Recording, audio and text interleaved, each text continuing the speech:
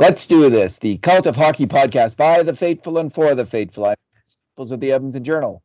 And I'm here tonight with Bruce McCurdy. Hey, Bruce. Up the lights. Almost forgot. Lights. TV lights on just for the podcast. It's pretty nice to be able to do it with the remote. Oh, wow, high tech, man. Just one more thing to break, though, Bruce. Remember that. My son put LED lighting around the Holy moly, you guys! My room. It's great. You're living like it's 2022. Yeah. I can make it blue and orange if I want on other game nights, or bright white for a podcast, whatever. All right, the Oilers won. Yippee! 3 games in a row under Jay Woodcroft. They're looking like a better defensive team under Jay Woodcroft, and they look like a pretty solid defensive team tonight. The grade A shots were 10 each.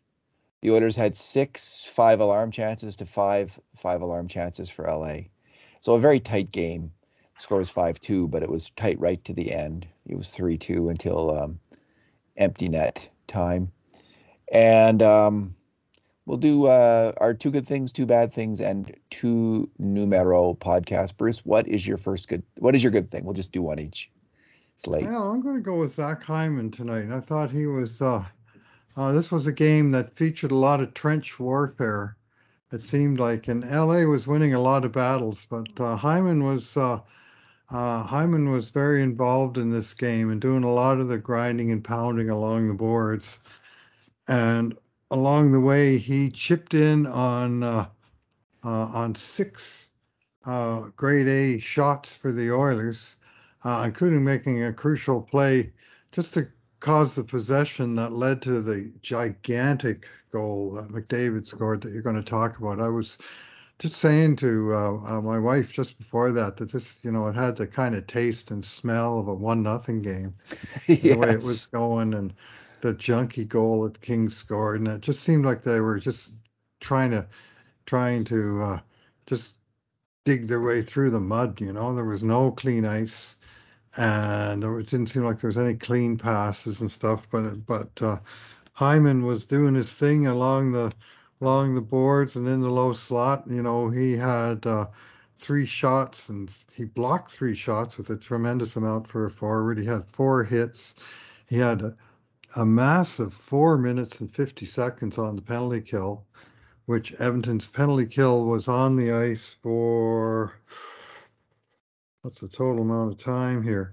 9 minutes and 30 seconds. So they had a lot of time to kill.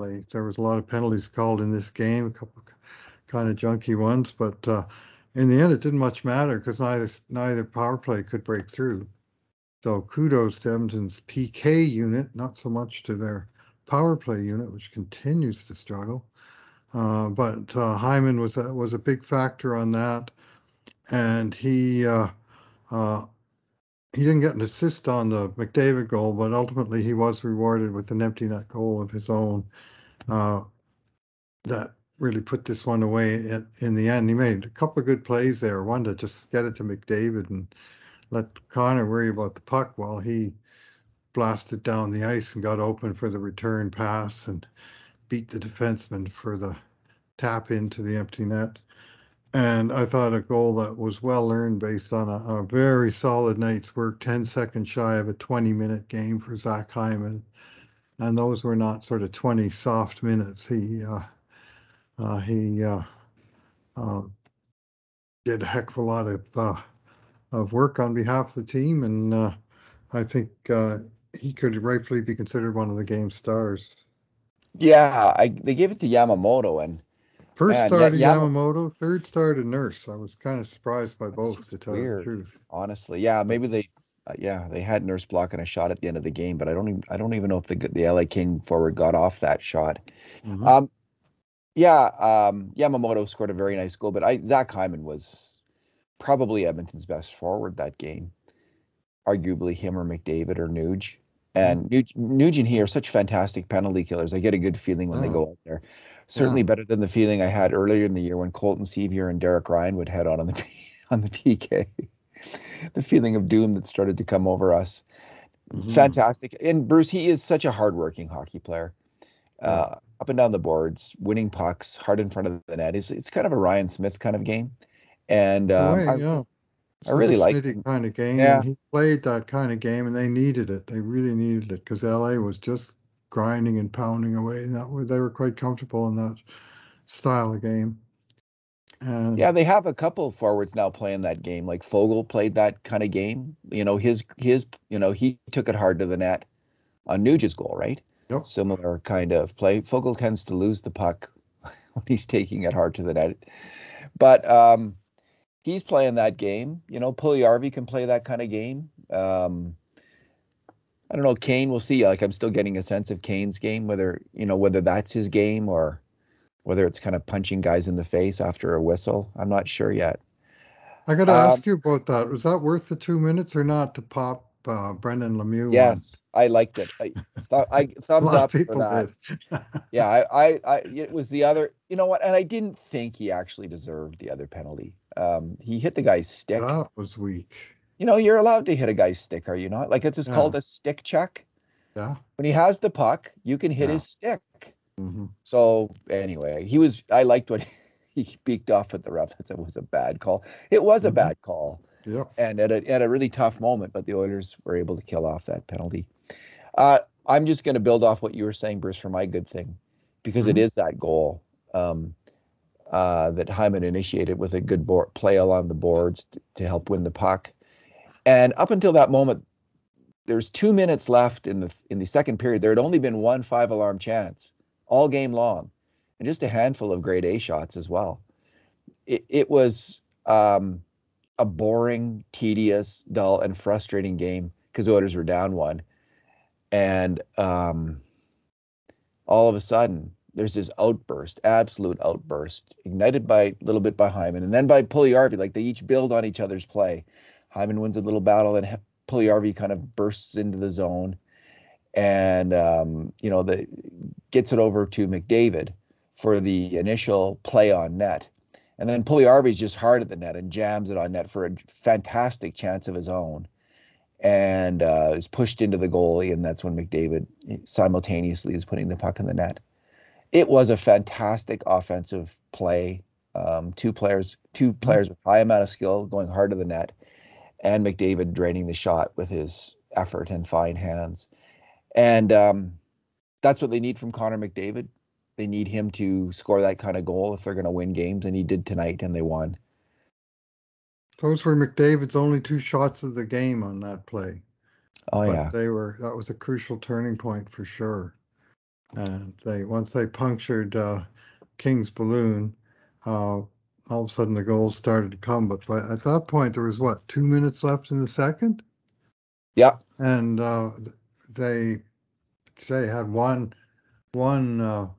um, sort of 5 bell chance, and LA hadn't had any. It was just trench warfare and the puck along the boards, and just a whole lot of pounding and grinding, and not a whole lot of execution. And even that goal, I mean, at first was there doubt, did the puck get over the goal line? I mean, it never made it in by more than about 6 inches. Calvin Peterson stopped most of it, but not all of it. But it certainly didn't reach the back of the net. And then there was the question of, was it challengeable? Were they going to challenge it? Puljujärvi had kind of lightly had contact with the goalie, but he'd been pushed into him. But you know how these calls go in Especially against these California teams. especially against LA. Yeah. Yeah. And my friend Lowtide was talking about a couple of calls on Twitter, and I just said, "Welcome to the Hotel California." I've seen this movie before. Yeah. Anyway, that that was a huge, massive turning point in this game. What is your bad thing, Bruce? Yeah, I got to go with the first LA goal, and I have to criticize Mike Smith, who did bounce back and play a key role in the win, and he played well overall, but he could hardly have played the first goal any worse than he did. And he was in the first period, he was kind of all over the place. Like twice he iced the puck. I mean, how often do you see the goalie ice the puck twice in one period? And his passing wasn't sharp, and he came out to control a couple of pucks off the boards, and he wasn't really able get a hold of him. And then on this goal, he did come out to play a puck behind the net, and he kind of barged in front of Lagesson to get the puck. I was like, I Yes. want this puck. And then he passed it to where Lagesson would have been if he hadn't cut him off in the first place, and it just went right to King. Well, that was the beginning of his problem. But then he scrambled back into his net, David, and the guy who got the puck in the corner sent it in front, and the shooter, if we can use the term, Arthur, is it Kaliev? Arthur Arthur Kaliev, a big Kaliev. scorer from the Yeah, Ontario big Hockey time League. scorer, great shooter. This was not a great shot. He almost completely whiffed it, and he slid this slimy, slithery little uh, slider of a shot towards the goal, just inside the post. And Smith, I don't know what he did because he had his pad there, and all he had to do was leave his pad there, or he had to just move his goal stick about 6 inches to the left because the puck was literally sliding along the ice. It had nothing on it. And somehow he made a move where he tried to stomp down on it with his glove, like a little kid playing goal that didn't know what he was doing. You see him trying to hold it down on the ice. And he moved his leg while he was doing it. He missed the puck with his glove, and it slid between his leg and the inside post. I mean, it was dreadful, David. It wasn't even sometimes I classify them, as what level of hockey are they? AHL, ECHL, UHL. This honestly was a beer league goal. It was brutal.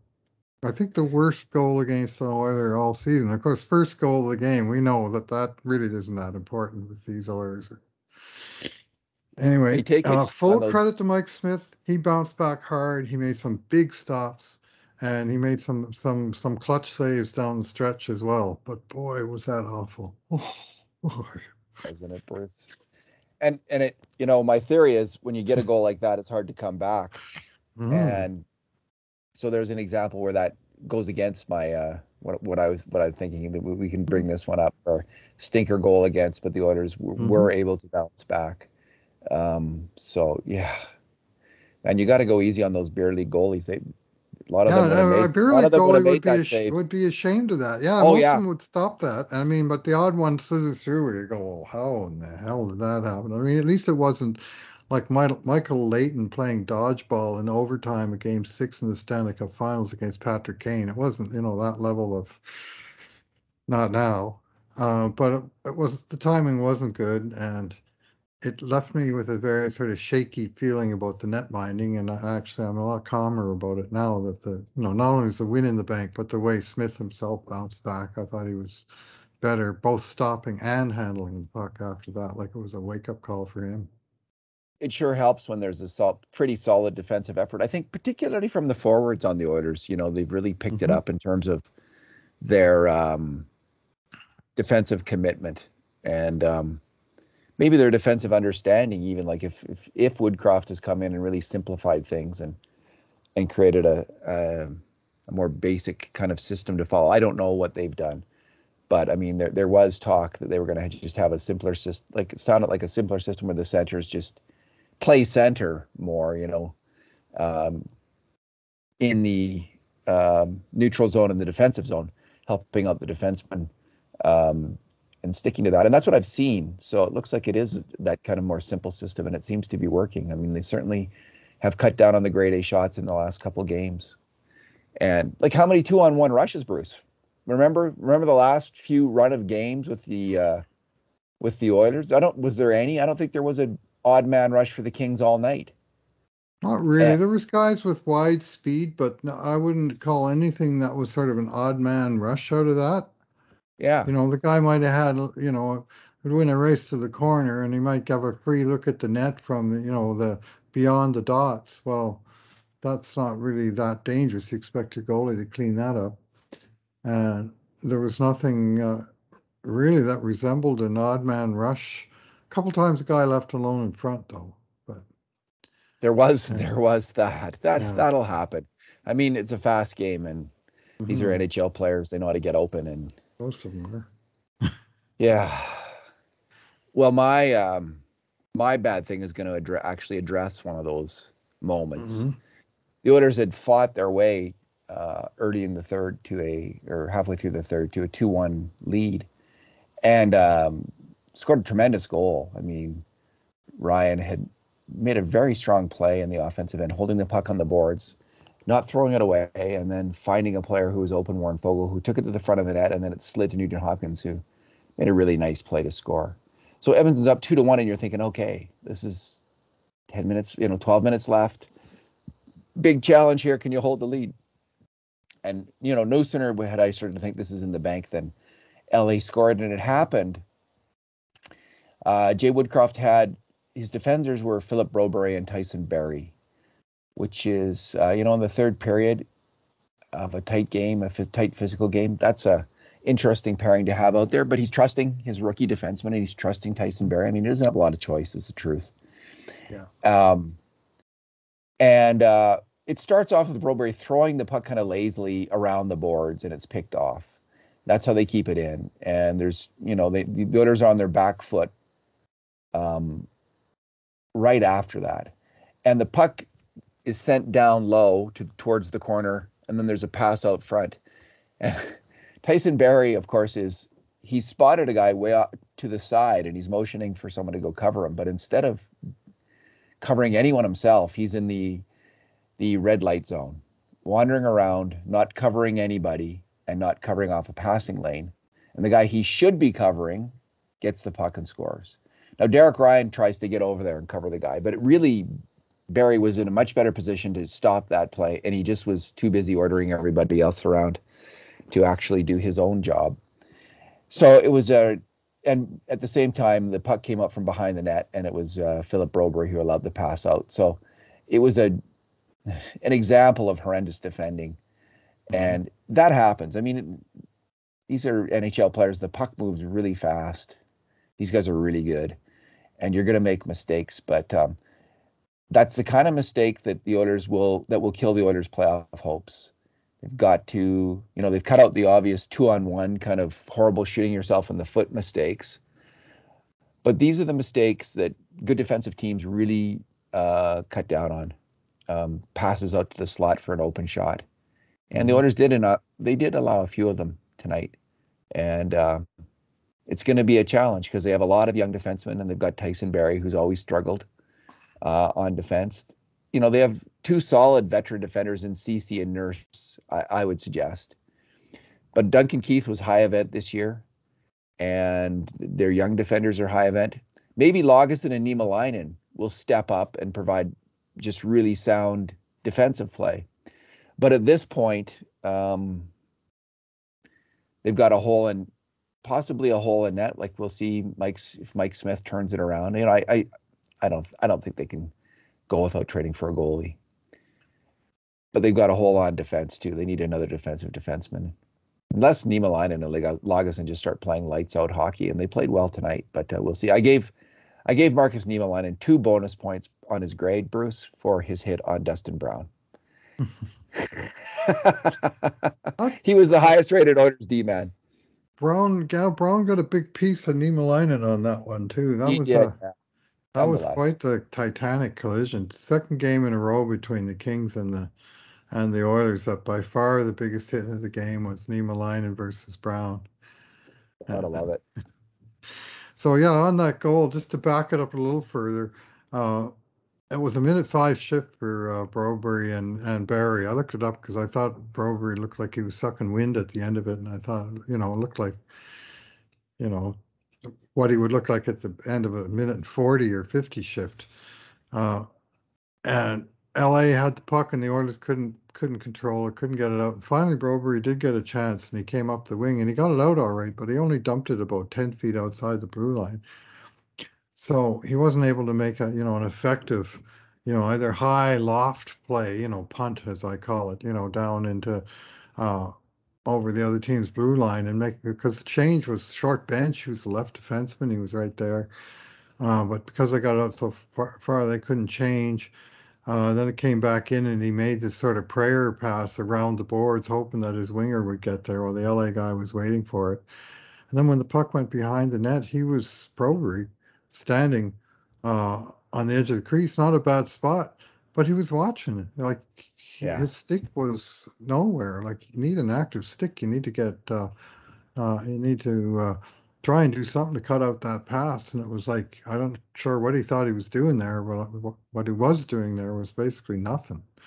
And the pass went right by him and right on the goal scorer's head. I mean, you could say the same about Tyson Barrie. I was focused on Broberry and saying to my wife about 5 seconds before the puck went in, Philip Broberry needs to get a change. He needs to get off, and that's why. So, Yeah, so, not great. Not great at so all. I don't know what his endurance is, but that might be something he might want to focus some off-season training on if he's sucking wind off. I mean, it was a hard shift for sure, but it was only minute 5. D-men get that all the time. Yeah, well, yeah. It's he it they do get tired, and he's probably stressed at the same time, right? So Yeah. difficult play for a young player. What's your number, Bruce? Yeah, I'm going to go with, oh, rats, I just had it up here and I'll have it up again in a second. I think it's 585. And the key number, I guess, is 3, because the Oilers are now technically in third place, the Pacific Division, for the first time in a while. Tonight they moved into a tie with Los Angeles and Anaheim with 55 points.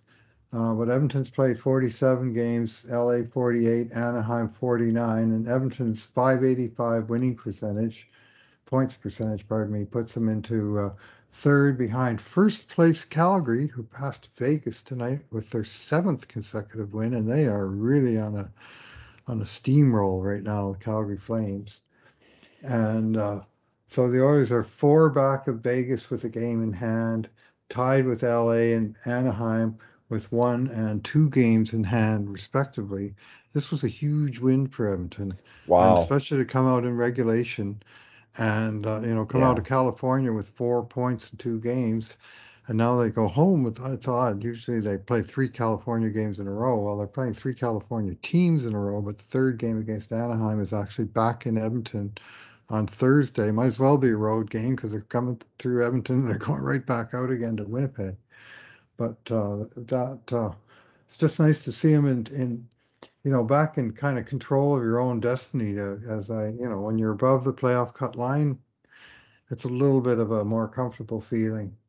And they're all of 1 point ahead of Dallas Stars, who also won tonight, but they stayed ahead of Dallas with that win as well. So sometimes just holding your own on a night, and of course they gained 2 clear points on Los Angeles Kings, who are their most direct competitors. So to do that in their building, this is huge result for Edmonton. I wonder if Edmonton is going to make a move fairly soon here. I guess it depends on how long they think Keith is going to be out for, because it might be, unless Chris Russell's coming back sometime soon. Mm-hmm. It might be an opportune moment to trade. Like they've talked about trading for a lefty anyway, right? Right. That seems to be in the cards, but yeah, Ken Holland never seems to be in too much of a rush to do things. But we'll see about that. Go ahead, Jebs. 11-4, 3 against in 3 games under Jay Woodcroft. 11-4, 3 against. So that's a nice trend. That is indeed. Bruce, my number is 2255. That's Darnell Nurse's ice time tonight. He's been averaging 26, 24. So it's about, that's 3 minutes, 3.5 minutes, I think, Mm-hmm. less than his season average. So that's interesting. That's a big change. And they had him out on the power play a lot, where Yes. I wouldn't have him personally. I don't think he adds much to the power play. He's not a particularly creative hockey player. Offensively, I mean, he can make good rushes and good shots, but the power play is something that, I'd much rather see Tyson Barrie or Evan Bouchard out there. So I don't quite understand the thinking there. But he's playing less overall, and I mean, they are going with 7 defensemen, so there's more players to put out there. But that's an interesting change. McDavid and Draisaitl also playing less than normal. No, but Well, Draisaitl actually played quite a bit, 23-28. Yeah, What did McDavid play tonight? 21. 21-11. So they were closer to there. And Mm-hmm. Nuge was at 21. Of course, there was lots of PK time, so the Nuge was going to Mm-hmm. get out more Yes. tonight. Lots of special teams time. I don't know quite what to make of Nurse's ice time, whether that's a good thing or a bad thing or what it's all about. Um, any thoughts on it? Just that it Yeah, is. I didn't see him at his dynamic best tonight, let's put it that way. And when he is, there's usually crooked numbers all over the event summary. And here's one you don't often see from Darnell: 0 shots on net and just 2 shot attempts, even though he had 4 minutes on the power play in that 23 minutes of ice time. And in fact, all 3 guys that you would think for the power play, Barry, Nurse, and Bouchard, between the 3 of them, they had only 2 shots. So the Oilers weren't generating a lot from the back end tonight.